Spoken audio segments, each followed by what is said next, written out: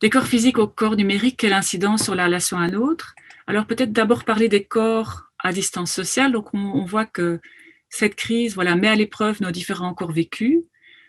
Donc on a ces différents corps vécus, quels sont-ils? Les corps numériques, les corps confinés, les corps malades, les corps épuisés, qui se vivent dans des temporalités inédites, dans cet enchevêtrement de nouvelles temporalités qui doivent s'ajuster. Et donc notre rapport au temps, nos modes habituels de spatialisation et de relations sont tout à fait fragilisés, ils sont décomposés. Ça, je pense que c'est le mot que je pense le plus juste. Ils sont décomposés par la mise en distanciation sociale, donc cette mise en distance physique qui, en même temps, par le mot qui a été choisi, social, mise en distance de nos rapports sociaux, en fait. Puis étrangement recomposé dans les médiations numériques du distanciel, donc décomposé, fragmenté, puis recomposé, mais recomposé jamais de la même manière. Et donc on voit qu'on est dans une forme de souffrance, c'est-à-dire une souffrance qui s'exprime par le manque de corps, le corps des autres hors bulle, avec cette drôle de catégorisation avec laquelle on doit vivre aussi. Et il y a les bulles, bulle de 1, bulle de 3, bulle de 4. Le corps des autres qui est hors bulle, c'est un corps qui devient intouchable. Et ça épuise, si vous voulez, nos corps encore plus face à toutes les autres charges que nous vivons, les charges professionnelles, familiales et émotionnelles qui sont du coup étirées dans les médiations numériques. Alors je pense que c'est aussi important de s'attarder 2-3 secondes sur ces mots que sont les gestes barrières, la distanciation sociale, le gel hydroalcoolique, les masques, la bulle sociale, le présentiel, le distanciel. Tous ces nouveaux mots qui ont envahi comme ça notre quotidien, fabriquent nos corps aussi. Les mots fabriquent les corps. Et ça, c'est quelque chose que j'ai retenu de la lecture de toute une série de philosophes. Les mots sont pas simplement là pour décrire le réel, ils fabriquent aussi le réel, si vous voulez. Ils fabriquent aussi nos corps. À travers cette nouvelle discipline corporelle qui est en voie d'être instituée, mais pas tout à fait. On est toujours en train d'apprendre et on n'a pas forcément envie de l'apprendre d'ailleurs.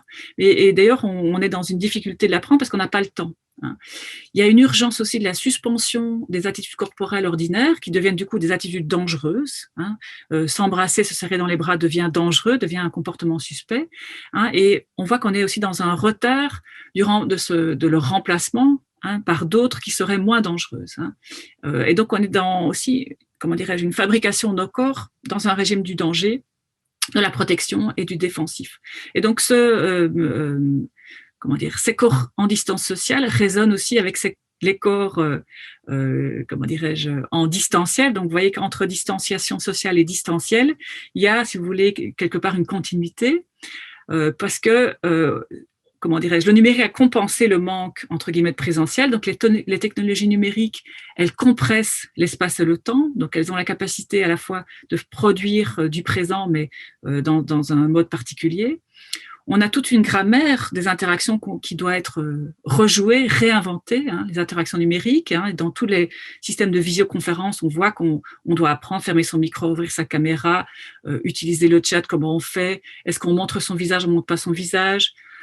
On doit, si vous voulez, s'adapter à cette nouvelle grammaire, mais on doit aussi l'articuler à la grammaire des interactions, qui est une grammaire qu'on connaît depuis longtemps, mais qui elle-même est bouleversée par le régime de la distanciation sociale.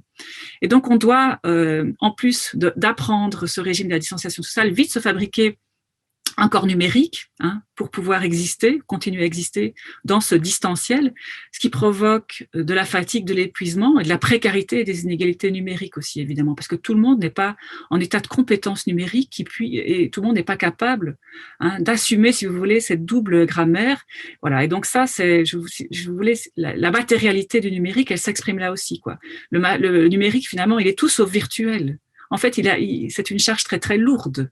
Qui pèse sur nos esprits, sur nos épaules. Et leur dernière chose, le numérique, il ne remplace pas le réel, il en crée un autre. Et donc, c'est ça aussi qui est extrêmement épuisant, c'est qu'en fait, on doit déjà gérer un réel qui est extrêmement perturbé, et en plus, il y en a un autre qui existe à côté, et qui lui-même a des exigences en termes de fatigue. Voilà, donc c'est sans doute là, ici, cette recomposition des corps qu'on peut exprimer comme ça et qui montre la précarisation des corps, sa fragmentation, décomposition et recomposition numérique et surtout épuisement généralisé.